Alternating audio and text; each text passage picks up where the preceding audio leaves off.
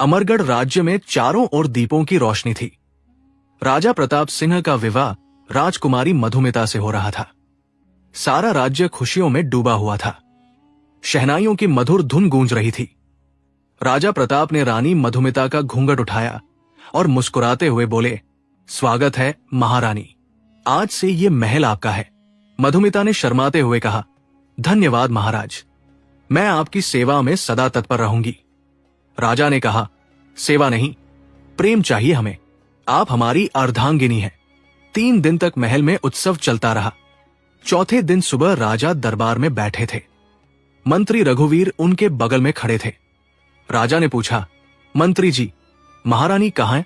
अभी तक पूजा के लिए नहीं आई। मंत्री ने कहा, महाराज, मैं अभी पता लगवाता हूं। तभी महल के मुख्य द्वार पर शोर मचा।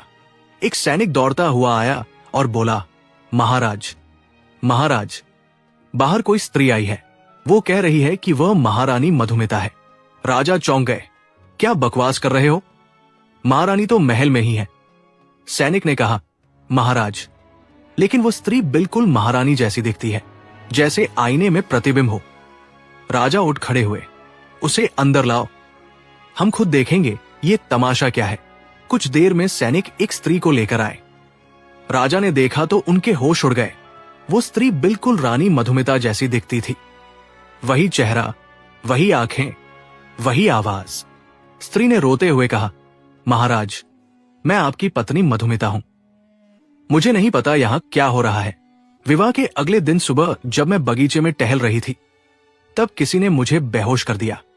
जब होश आया तो मैं जंगल में थी। मैं 3 दिनों से भटक रही थी। आज किसी तरह महल तक पहुंची हूं। राजा प्रताप सोच में पड़ गए। तभी महल के अंदर से आवाज आई, महाराज, महाराज। रानी मधुमिता दौड़ती हुई दरबार में आई। उन्होंने बाहर वाली स्त्री को देखा और चीख पड़ी, ये कौन है? ये मेरे जैसी क्यों दिख रही है? बाहर वाली स्त्री ने कहा, मैं असली मधुमिता हूं। तुम कौन हो? महल वाली मधुमिता ने क्रोध से कहा, मैं रानी मधुमिता हूं। ये औरत झूठी है महाराज, ये कोई धोखेबाज है। बाहर वाली मधुमिता रोती हुई बोली, नहीं महाराज, मैं सच कह रही हूं। ये औरत कोई नकली है, ये मेरी नकल कर रही है। राजा प्रताप के माथे पर पसीना आ गया। उन्होंने कहा, रुको, दोनों चुप हो जाओ। मंत्री रघुवीर ने कहा, महाराज, ये तो अक्ल का अंधा कर देने वाली स्थिति है। दोनों एक जैसी दिखती है। राजा ने कहा, हाँ मंत्री जी, जैसे 2 बूंद पानी, लेकिन सच तो एक ही होगा। राजा ने दोनों को ध्यान से देखा। दोनों बिल्कुल एक जैसी थी। चेहरा, आवाज, हाव भाव, सब कुछ। राजा ने कहा, ठीक है, हम दोनों से कुछ सवाल पूछेंगे। जो सही जवाब देगी वही असली रानी है। महल वाली मधुमिता ने कहा, जी महाराज, मैं तैयार हूं। बाहर वाली मधुमिता ने भी कहा, मैं भी तैयार हूं महाराज। राजा ने पहला सवाल पूछा, विवाह की रात मैंने तुमसे क्या कहा था? दोनों ने एक साथ जवाब दिया, आपने कहा था सेवा नहीं, प्रेम चाहिए हमें। राजा चौंक गए। दोनों का जवाब एक जैसा था। राजा ने दूसरा सवाल पूछा, तुम्हारे माता पिता का क्या नाम है? फिर से दोनों ने एक साथ कहा, महाराजा भीमसिंह और महारानी शारदा देवी। राजा का माथा ठनका। उन्होंने तीसरा सवाल पूछा, तुम्हारे बचपन का कोई खास किस्सा बताओ। महल वाली मधुमिता ने कहा, जब मैं 5 साल की थी तब मैं महल के तालाब में गिर गई थी। मेरे पिताजी ने मुझे बचाया था। बाहर वाली मधुमिता ने भी वही कहानी सुनाई। राजा परेशान हो गए। उन्होंने मंत्री से कहा, मंत्री जी, ये तो दाल में कुछ काला है। दोनों एक जैसा जवाब दे रही है। मंत्री ने कहा, महाराज, हो न हो ये कोई जादू टोना है या फिर कोई षड्यंत्र। राजा ने कहा, जो भी हो, हमें सच का पता लगाना ही होगा। आग का अंधा नाम नयन सुख वाली बात नहीं चलेगी यहां। राजा ने राजवैद्य को बुलाया। वैद्य जी, आप इन दोनों की जांच करिए। कोई शारीरिक निशान, कोई अंतर हो सकता है। वैद्य ने दोनों की जांच की। आधे घंटे बाद वो राजा के पास आए और बोले, महाराज, दोनों बिल्कुल एक जैसी है, कोई फर्क नहीं है। यहां तक कि दोनों के शरीर पर एक ही जगह तिल है। राजा ने कहा, यह कैसे संभव है? वैद्य ने कहा, महाराज, या तो ये कोई जादू है या फिर दोनों सचमुच जुड़वा बहनें हैं? महल वाली मधुमिता चीखी, नहीं, मेरी कोई जुड़वा बहन नहीं है, मैं इकलौती संतान हूं। बाहर वाली मधुमिता ने भी कहा, हां, मैं भी इकलौती संतान हूं। ये झूठ बोल रही है। राजा ने सिर पकड़ लिया। हे भगवान, ये क्या मुसीबत आ गई। मंत्री ने सुझाव दिया, महाराज, क्यों ना हम दोनों को अलग अलग कमरों में रखें और रात को देखें कि कौन क्या करती है। राजा ने कहा, ठीक है, यही सही रहेगा। अब तो खोदा पहाड़ निकली चूहिया की हालत हो गई है। दोनों मधुमिता को अलग अलग कमरों में रखा गया। राजा ने गुप्तचरों को दोनों पर नजर रखने का आदेश दिया। रात के समय महल वाली मधुमिता अपने कमरे में सो रही थी। बाहर वाली मधुमिता अपने कमरे में रो रही थी। गुप्तचर सब देख रहे थे।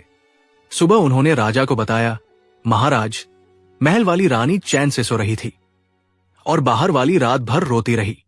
राजा ने सोचा, रोना तो दुख की निशानी है, लेकिन यह भी हो सकता है कि वो नाटक कर रही हो। मंत्री ने कहा, महाराज, मुझे एक उपाय सूझा है। राजा ने पूछा, क्या? मंत्री ने कहा, हम दोनों से कोई ऐसा काम करवाएं जो केवल असली रानी ही कर सकती हो। राजा ने कहा, जैसे? मंत्री ने कहा, महल में एक पुराना वीणा रखा है। कहा जाता है कि रानी मधुमिता को वीणा बजाना आता है। हम दोनों से वीणा बजाने को कहेंगे। राजा ने कहा, बढ़िया विचार है, चलो करके देखते हैं। दरबार में वीणा मंगवाई गई। राजा ने महल वाली मधुमिता से कहा, तुम वीणा बजाओ। महल वाली मधुमिता ने वीणा उठाई और सुरीली धुन बजाने लगी। पूरा दरबार मंत्रमुग्ध हो गया। राजा ने सोचा, लगता है यही असली है। फिर उन्होंने बाहर वाली मधुमिता से कहा, अब तुम बजाओ। बाहर वाली मधुमिता ने भी वीणा उठाई और उतनी ही सुरीली धुन बजाई। राजा फिर से परेशान हो गए। ये तो और उलझन बढ़ गई। अब तो नाच ना जाने आंगन टेढ़ा वाली बात लग रही है। तभी एक बुजुर्ग संत महल में आए। उन्होंने कहा, महाराज, मैं आपकी समस्या का हल जानता हूं। राजा ने आशा से पूछा, कैसे संत जी? संत ने कहा, इन दोनों में से एक असली है और एक मायावी। मायावी को एक राक्षसी ने भेजा है। राजा चौंक गए। राक्षसी? संत ने कहा, हां महाराज, आपके राज्य में एक पुरानी गुफा है। वहां एक राक्षसी रहती है। उसे ये शक्ति है कि वो किसी का भी हुबहू रूप बना सकती है। मंत्री ने पूछा, लेकिन राक्षसी ऐसा क्यों करेगी? संत ने कहा, राक्षसी राजा को मारना चाहती है। वो अपनी मायावी रूप में रानी बनकर राजा के करीब आई है। राजा ने पूछा, तो असली कौन है? संत ने कहा, यह आप खुद पता लगाइए, लेकिन याद रखिए, जो असली प्रेम करती है वही असली है। राजा ने सोचा। उन्होंने एक योजना बनाई। अगले दिन राजा ने घोषणा की, हम एक अंतिम परीक्षा लेंगे। जो इसमें सफल होगी वही असली रानी है। दोनों मधुमिता तैयार हो गई। राजा ने कहा, अगर तुम असली रानी हो तो साबित करो। हम तुम्हें एक मौका देते हैं। तुम दोनों में से कोई एक अपनी जान दे दो, तभी दूसरी बच सकती है। महल वाली मधुमिता ने तुरंत कहा, मैं अपनी जान दे दूंगी महाराज, बस इस नकली को दंड दीजिए। लेकिन बाहर वाली मधुमिता ने रोते हुए कहा, नहीं महाराज, ये गलत है। मैं नहीं चाहती कि कोई मेरी वजह से मरे। भले ही मुझे कोई विश्वास ना करे, लेकिन मैं किसी की मौत नहीं चाहती। राजा की आंखें भर आई। उन्होंने कहा, रुको। राजा ने महल वाली मधुमिता की ओर देखा। तुम इतनी आसानी से अपनी जान देने को तैयार हो गई, लेकिन असली प्रेम तो यह है कि दूसरे की परवाह की जाए। महल वाली मधुमिता ने कहा, लेकिन महाराज। राजा ने कहा, चुप, हमें समझ आ गया, तुम नकली हो। तभी महल वाली मधुमिता के चेहरे पर एक भयानक मुस्कान आई। उसने कहा, शाबाश राजा, तुमने सच पहचान लिया, लेकिन अब बहुत देर हो चुकी है। उसका रूप बदलने लगा। वो एक भयानक राक्षसी में बदल गई। राक्षसी हंसते हुए बोली, हां, मैं ही हूं। मैं तुम्हें मारने आई थी राजा, लेकिन तुमने मेरा भेद खोल दिया। राजा ने तलवार निकाली। तुम्हारी ये हिम्मत, हमारे राज्य में घुसकर ये धोखा। राक्षसी ने कहा, धोखा तो बस शुरुआत थी राजा, असली खेल तो अब शुरू होगा। राक्षसी ने जादू से राजा को बांध दिया। वो असली मधुमिता की ओर बढ़ी। राक्षसी ने कहा, अब मैं तुम्हें खत्म करूंगी। फिर राजा को भी। असली मधुमिता डर गई, लेकिन तभी संत फिर से प्रकट हुए।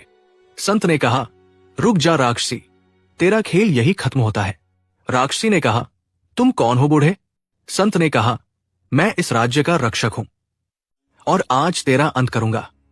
संत ने अपनी शक्ति से एक दिव्य प्रकाश उत्पन्न किया। राक्षसी चीखने लगी। राक्षसी ने कहा, नहीं, मुझे बख्श दो। संत ने कहा, जो बोया है वही काटोगी, ये तुम्हारे कर्मों का फल है। प्रकाश की किरण राक्षसी पर पड़ी और वो भस्म हो गई।